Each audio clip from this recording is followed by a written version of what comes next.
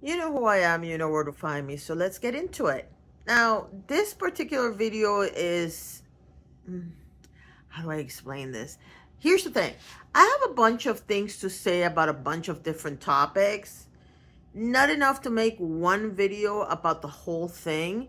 So I figured I would come here and kind of rant and rave about certain things that have been on my mind lately. And that way you get content, I get them off my chest. And if I see that there's some comments in some particular areas, I might make a specific video about that.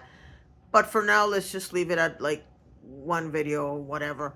Now, if you're wondering the outfit, yes, this is my house robe because ironically, it is, I believe 47 degrees outside.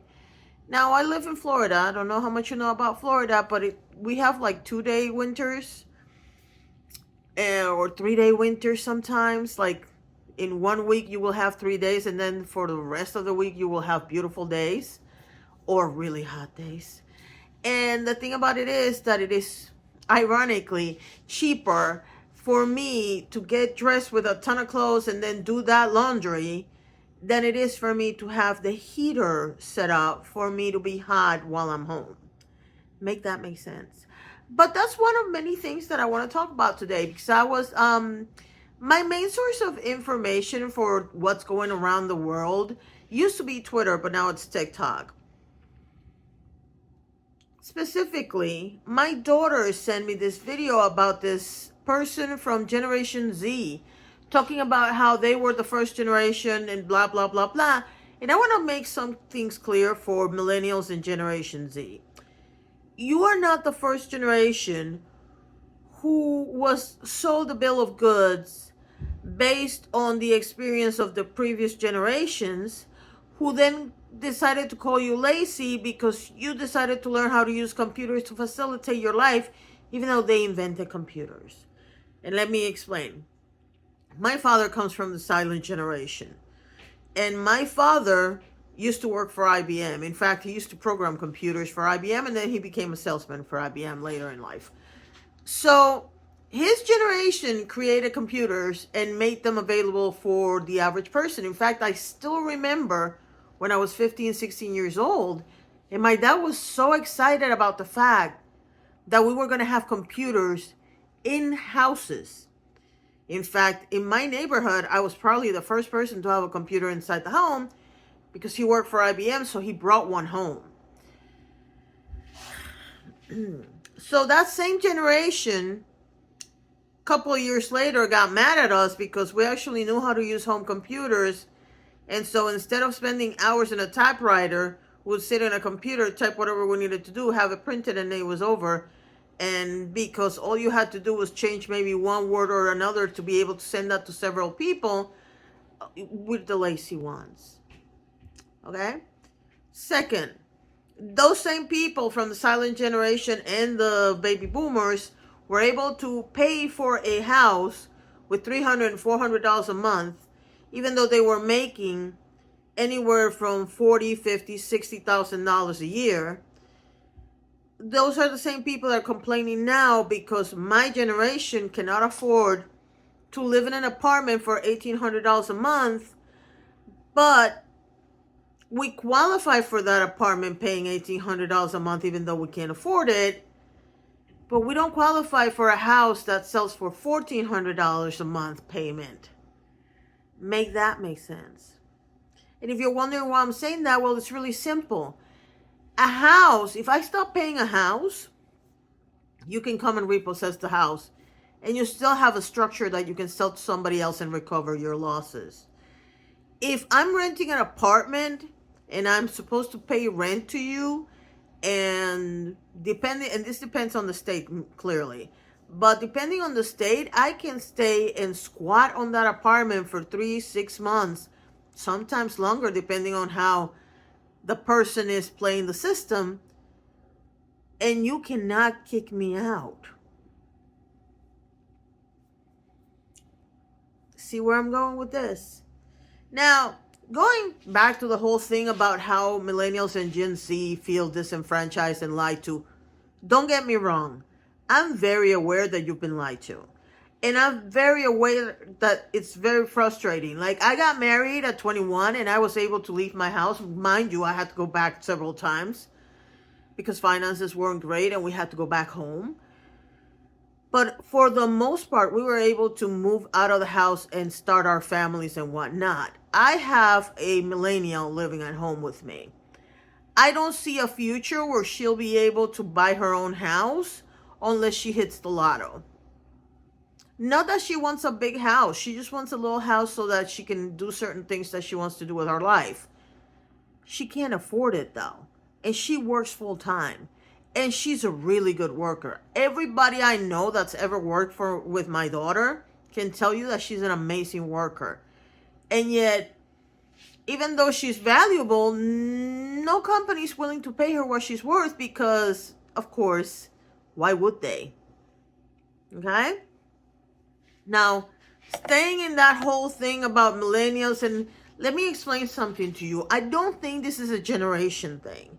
I think this is a time in our life thing. When I was growing up, people and companies were generally nicer than they are right now. Back in those days, you could stay 20, 30 years with one company and retire from the company, have a nice retirement package, and be able to enjoy your retirement years. My father was making, I don't know how much he was making, between retirement and Social Security, I think he was making about $3,000 a month. The apartment where he lived was like $900 a month. And between electricity, water, he didn't have air conditioner. And in Puerto Rico, you don't need heating. But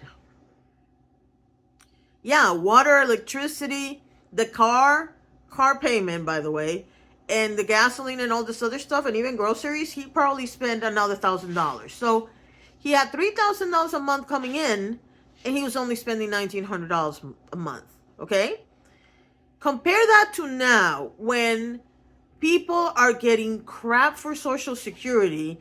And by the way, Social Security, Medicare, Medicaid are not entitlements. Just in case you don't know what an entitlement means, it means that the government is giving you something for free. If you look at your paycheck, you're paying Social Security, Medicare, Medicaid, and you're paying for Medicare, which means those are not entitlements. That's your money that the government wants to stop giving back to you. Now, that might be good for somebody in Generation Z that has barely started working and has not given that much money to the government. But I've been working since I was 20. So that's 37 years I've been working on and off, which means that's 37 years of money that they've taken, and I am not in Social Security, so they haven't given it back to me. Same with SSI. You might get SSI. Some people get SSI because their parent passed away and they give the money to the kids, especially if there's disabilities involved and whatnot.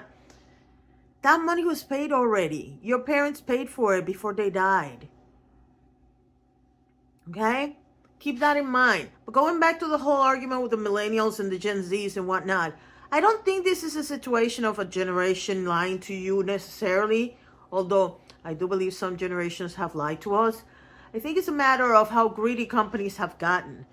Going back to the example I was giving you, like I said, companies were places where you could work for 30 years, get a decent salary, work Monday through Friday, no Saturdays or Sundays, so that you could actually spend time with your family. Didn't have to work.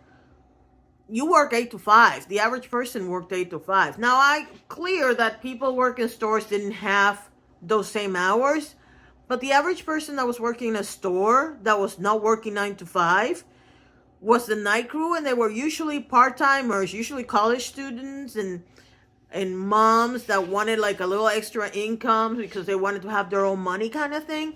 It was, or dads, you know, I don't want to be gender specific, but it was basically for have fun money. It was not a job that you needed to have because your full-time job did not cover your bills. Okay? That was the world before. Now, put it now where people are actually working in Burger King and now come to the present where people are working in Burger King and McDonald's, not because it's their have fun money, but because they need to make ends meet. And then after they get out of that job, they have to go to a second job. And then people say, well, they shouldn't have children. Well, at the same time, there's some idiot on social media saying, well, why don't you want to have kids? Yeah. The world that we're living in now is very different from the world that your parents and your grandparents lived in, which is why it's so hard for them to understand what you're going through. Generation X is the one that can understand you because we are living in the world that you are now inheriting, and we've already faced the problems or are facing the problems that you're facing now. The only difference between you and me is that I started out with the so-called dream, American dream, and then it turned into a nightmare. Another thing that I wanted to bring up, and it has nothing to do with any of this, is I've been watching a lot of commentary on a certain situation. I'm not going to get into the specifics, but about a drama channel trashing a CEO of a makeup company. And the only thing I'm going to say about that, because I've already made a video about this situation, is this. I don't care whose side you're on, because I really don't care. But there's two things that I want you to observe.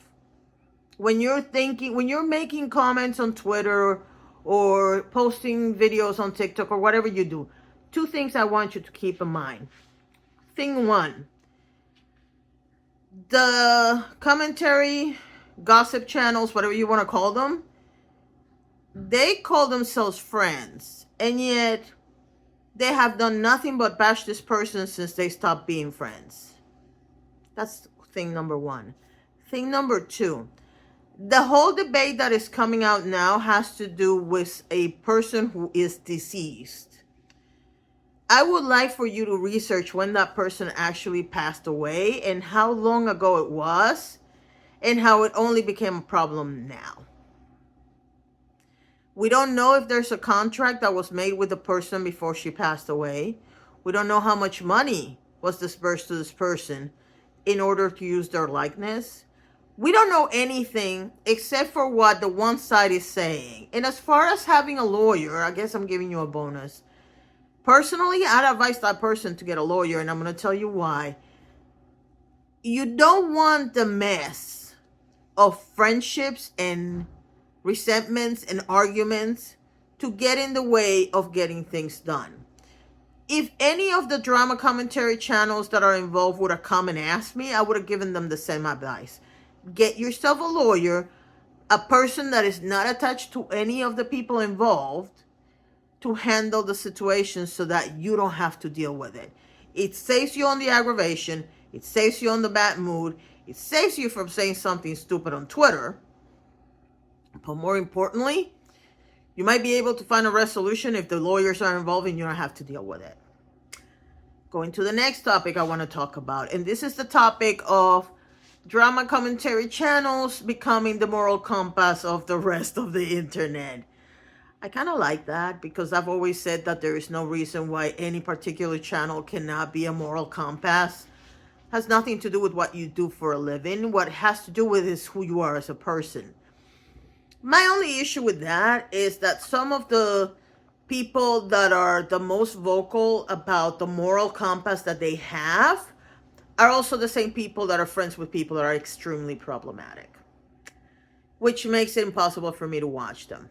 Because you keep mentioning the same person over and over again, a person that has been accused of several issues. And I understand that they're your friends because the drama community is a very close-knit community. But that doesn't mean that you can't just keep in mind that your friend is problematic too. Which brings me to one of the topics that I wanted to touch on right now. And this is something that cracks me up. It's very easy to call out content creators for doing or supporting other content creators or other people or other companies. It's a lot harder to take the same stance with your own friends. It is what it is. It's part of human nature. You're going to protect your friends. I personally was raised to believe that if you really truly love your friends, you have to question them when they do something stupid.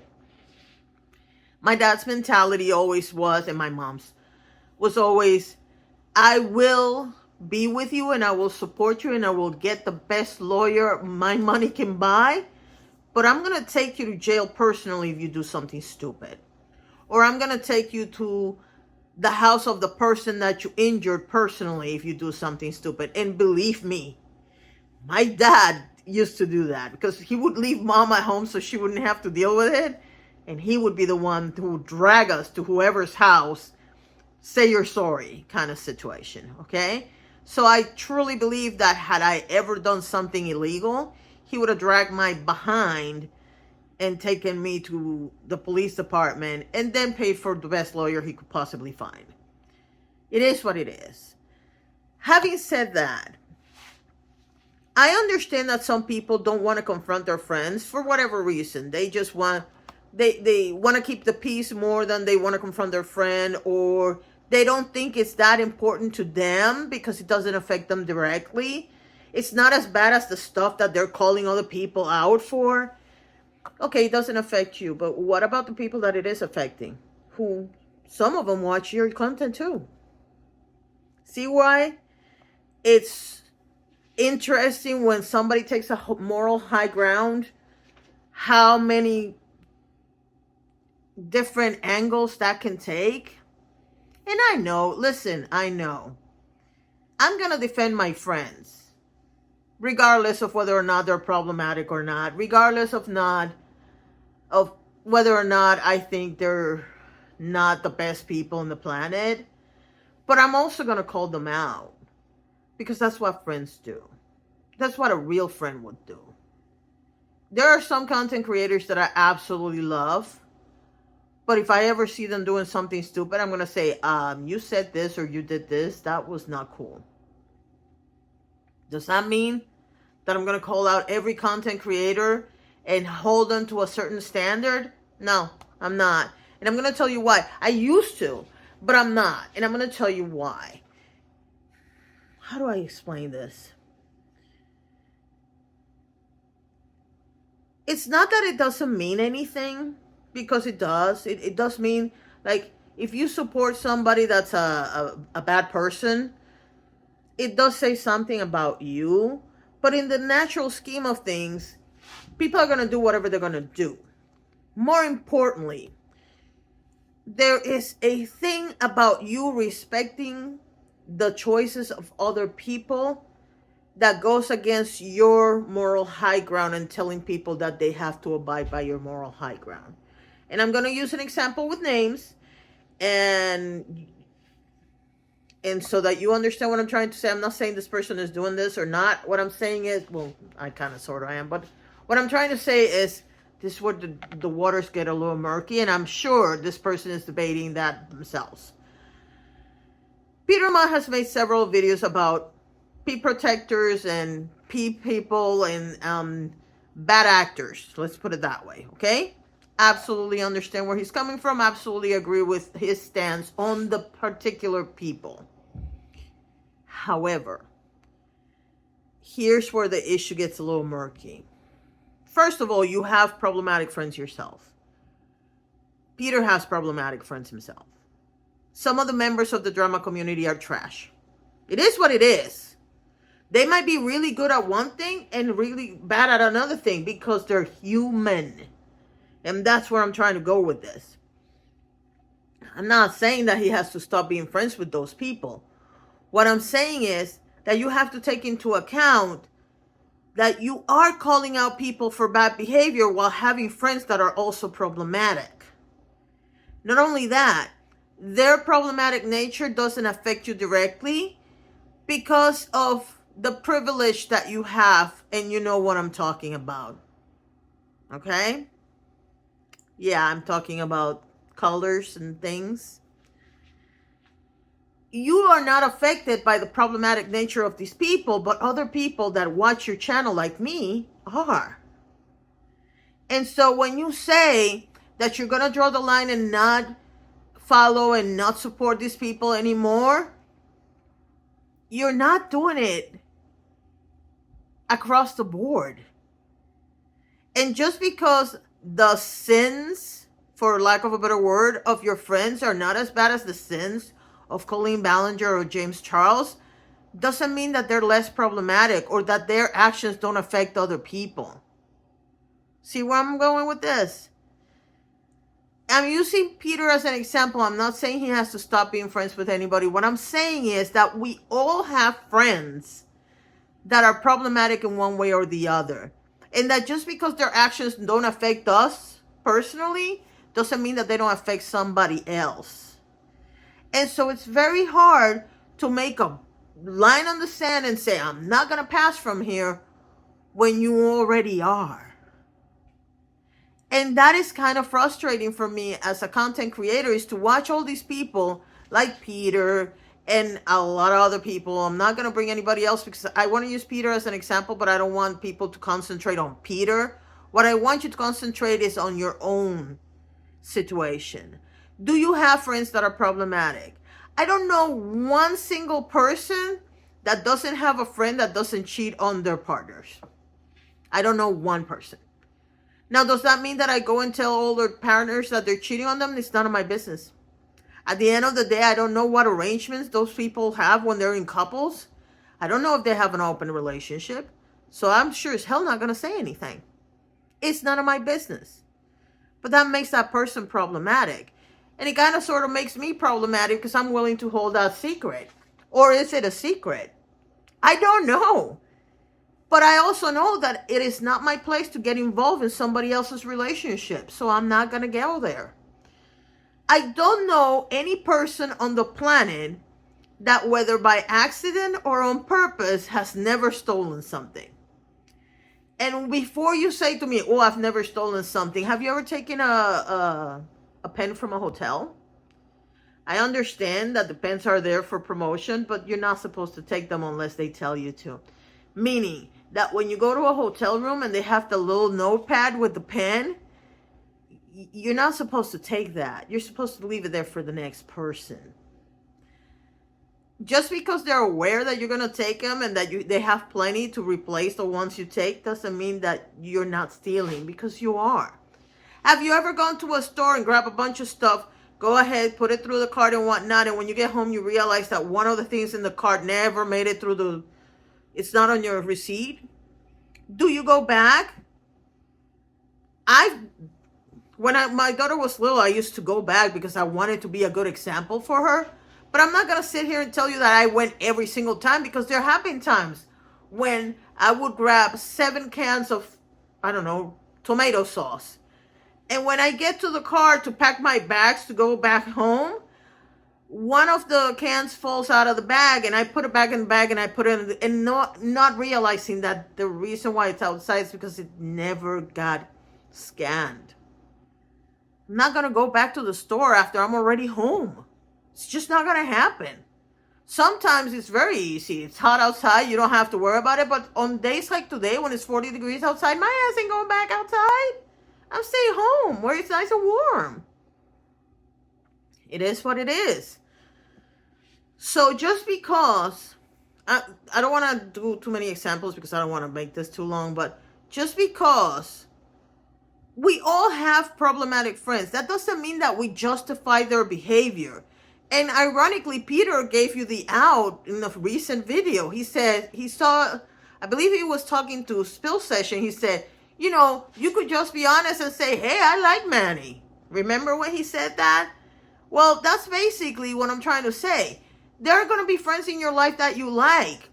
That doesn't mean you condone their behavior, which is the next line that he said after he said, I like Manny. I don't condone his behavior. We are not going to be in agreement with 100% of the things that everybody says. It's impossible. We're all human. To give you another example based on Peter's life experience. Peter is a person in recovery, right? Some people in recovery have no issue with somebody else drinking or doing whatever they want to do in their spare time. Some people do, because it's kind of like a trigger. But because you cannot control your ability to use whatever it is that you're using doesn't mean that the other person can't. Like, for example, I'm not an alcoholic, and I'm not going to sit here and tell you that I have 1, 2, 3. That one's empty. 4 bottles at some level of alcohol, okay? They have been at that level of alcohol for over a year. And in fact, the one that I'm staring at right now, the reason why it's where it is because we use it for desserts. So it's not even, and we shouldn't because it's fairly expensive, but we use it for making desserts. So it's not even for chowing down. The other ones, no. The other ones we do drink. But the bottom line is this. I don't have a problem with alcohol in the sense that I don't have to go and drink every day or do whatever every day. But that doesn't mean that if I go to a party and I'm not the one driving, I'm not going to have a couple drinks, because I sure as hell am if I want to. And that's the thing. Somebody might not agree with that way of living. There are people that don't drink at all and they don't like people drinking. Guess what? It's not your call. People have a right to live their life however they see fit. Now, does that mean that you're going to make a line in the sand and say, you know what, I'm not going to be your friend anymore because you drink? That's on you. But you cannot force the rest of the planet to follow your same moral high grounds. And I'm not saying go and support these problematic creators now because I said so and Peter said no. No, that's not what I'm saying. What I'm saying is that if you have or you follow somebody that you like, that happens to be friends with one of those people, you are not privy to their personal conversations. You don't know if that person has been calling that person out in private the whole time. You don't know if that person is trying to help that person make better decisions. So just withdrawing your support of somebody that is a friend of that person, that is an actual real life, they know each other, they've been to each other's houses and whatnot, that in of itself is problematic because you're trying to force your views on somebody else.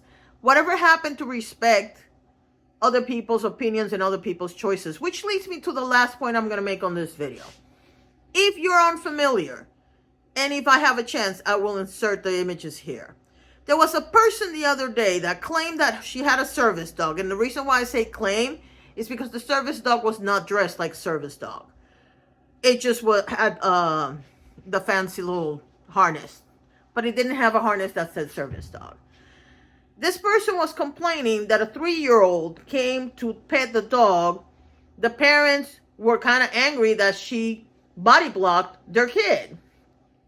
Let me make this very clear. I don't have a problem with you calling out the parents for not having their kid under control. Because you know what? Number one, yes, I'm aware that kids will escape from your grasp and run and make choices that you sit there because they're 3. They're curious, they're 3. And no matter how much you teach them, they are going to make... Hell, if a 15-year-old doesn't listen to you, what makes you think a 3-year-old will? It's still on you as a parent to make sure that they listen to you. So I don't have a problem with the fact that she called them out. The issue I have is with the word choice and the behavior of this person later on Twitter. And what I mean by that is this. She was very proud of the fact that she body blocked a 3-year-old. I don't know what perception of body block are you guys familiar with, but to me, a body block is equivalent to a body block in basketball. And by the way, that's a foul. You're basically standing in front, but the hit happens. So you are going to have contact with that person, okay? First of all, the fact that this person is so proud of body blocking a 3-year-old is kind of scary. Second of all, I am not talking about you grabbing the dog and putting it behind you and putting your hand up and saying, stop, you're not allowed to touch my dog. I would have absolutely no problem with that behavior. But the fact that this person then was talking very arrogantly about children in general and basically calling the kid something that she shouldn't be calling them, or maybe I should say it this way. She said that she really didn't want to... she couldn't really use the term that she wanted to use. I'm pretty sure she meant brat, okay? But that's not your call to make. I remember this book that I read. I don't remember the name of the book. I want to say it's The 7 Habits of Highly Effective People, but I'm not entirely sure. And I remember, and I never read the whole book, but I remember distinctly the first story that was told in this book, where the writer was talking about the fact that he was sitting on the bus and this parent had no control of their children. And there were 2 or 3 little brats. I'm going to call them brats for the last point that I'm going to make on this video. And the 3 little brats were running all over the bus, being crazy, acting ridiculous. And he turns at one point to the parent and says, dude, can you control your kids? And the dude looks at him, tears in his eyes, and says, they just lost their mother. I don't know what to do. At which point, everybody in the bus completely changed their tune because they realized that the kids had no way. They were tiny little baby. They were young, like, I don't think they were past 5 years old. And they had to figure out a way of getting their emotions out, and they didn't know how to process that. I mean, if you're a 3, 4, 5, 6-year-old, I mean, even if you're a 10-year-old, hell, when I lost my mom 2 years ago, I'm still processing that. So imagine a 3, 4, 5-year-old trying to process the fact that their mom is never coming home. They were in the hospital. They were riding the bus back home. They had no idea. Why are you? Okay, so interestingly enough, I had to stop because some dude was like standing on, I have a window right there, and dude was like going like this and trying to listen to what I was saying. That scared the crap out of me. And yes, I've been looking at him the entire time because I live in a corner apartment. So I saw him through the first windows, then the second windows, and then the third windows. And I'm like, why are you spying on my apartment? Anyway, going back to the story. This guy was in the hospital with his kids. The mom dies. He's in the bus or the train or whatever, mass transportation. And the kids are out of control. And the reason why I'm bringing this up to you is because I understand that parents should keep an eye on their kids. I'm not disagreeing with you. You also have to remember 2 things. Number 1, you don't know what that family is going through. And number 2, and more importantly, kids, especially 1 to 5 years old, they're more curious than intelligent in the sense that even though they can be really intelligent, they don't understand danger. And so they will try to cross the street without looking. Or they will try to pet your dog without thinking. And yes, you can tell them, don't pet dogs unless you have permission. And some of them will do it all the time. But every once in a while, there might be a situation when they won't. Do you have a right to stand in front of them and say, hey, I haven't given you permission to touch the dog? Absolutely. And at that point, if the parents say something, they can kiss your butt. What I'm saying is, you don't body block a 3-year-old. And everybody's glossing over the body blocking of the 3-year-old to give this person the right to say or think whatever they want. And the reason why I'm bringing this up at this particular junction in the video is because I don't know about you, but when I was younger, people weren't this hostile. Yes, if there was somebody walking their dog and they didn't want you to pet the dog, or they thought the dog might act a little weird around you, they would say, hey, don't get near the dog because he's a little grumpy today, or whatever, okay? On the other hand, people wouldn't just come across the street and try to pet your dog.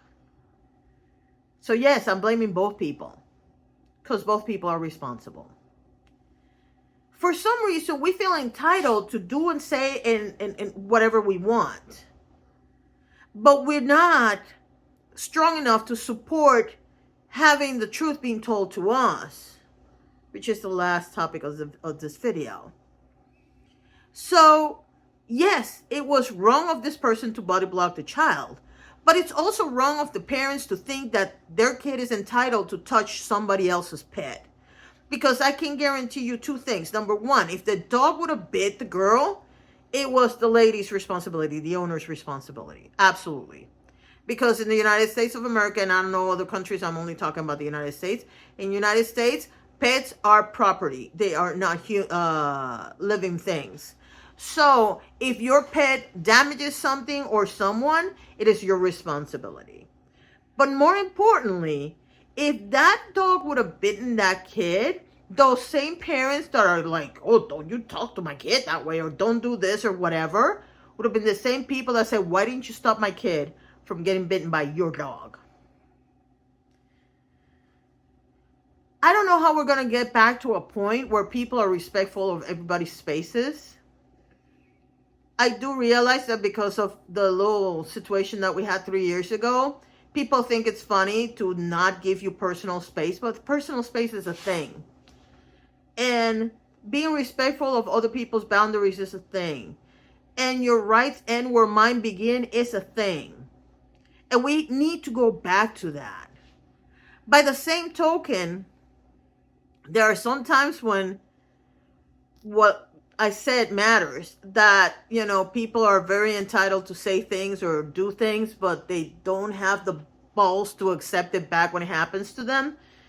Which leads me to the last topic that I'm going to talk today about, and that is being politically correct. I hate politically correct. I've hated politically correct since before Trump became president. I have always had an issue with politically correct because as a Puerto Rican woman of a certain age, I have always found it interesting that people will not tell me to my face because it would be politically incorrect to tell me what they really think of me. And what I mean is this. Back in the day when politically correct was like a big deal, nobody would refer to me as that fat woman or that old woman or that Puerto Rican. They wouldn't talk about how ugly I am or anything like that because it's not politically correct to say any of those things, but they were thinking it. And then they would go with their friends and trash me behind my back. And we all have had a moment where we said something kind of about somebody else. I'm not referring to that. I'm referring to what now is people who will go around, which I find it incredible, creating entire groups, profile pages, communities, trashing somebody behind their back because you don't like them. First of all, do you really have that much time? Because if you do have much time, I need your help so you can help me raise funds so I can pay my bills. That's one. And number two, do you have a life? Because if you do have a life, you shouldn't be concentrating on somebody else's life for that long. Having said that, I decided I'm not going to be politically correct for the sake of my own sanity. And what I mean by that is, if you're fat, I'm going to call you fat. Number one, I'm fat, so I'm more than able to reclaim that word and call anybody fat if I want to. If you're ugly, I'm going to tell you because I'm ugly and I'm reclaiming that word, and I think I should be able to call you ugly if I want to. If there's a particular slur that comes to mind when referring to you, there's only two that I will never use. One is the N word for obvious reasons, and the other one is the R, which stands for people's disability. But there are other so-called slurs that I am going to find a way of expressing them when I'm making a video. Because, for example, there's the B word. And unless you're actually listening to the context, you might not be able to tell what I'm referring to. Like if I start talking about, well, we can't use words like the B word or the what B word. Because there's one B word that refers to a female dog, and then there's the other B word that refers to people that are Latinos who are here, maybe illegally, but working the fields. It sounds like the name of my favorite hats that I wear. Well, actually, it is the same word. That's a slur word. I don't know if you know that or not, but it is. But the next time I have to use it, if I have to use it, I am going to use it. If I have to say that a person is ugly, I am going to say it. If I have to call a person fat, if you don't like to be called fat, don't be fat. That's something you can't change, More importantly, the reason why I'm going to start using the words that actually come out of my brain when I'm referring to a person is because I don't see anybody having any respect for my feelings. So exactly why do I have to be respectful for yours? And I'm not saying that if you're my friend, I'm going to call you fat and ugly, because I'm not. What I'm saying is that I'm tired of tiptoeing around strangers' feelings when those same strangers don't have the same respect for me.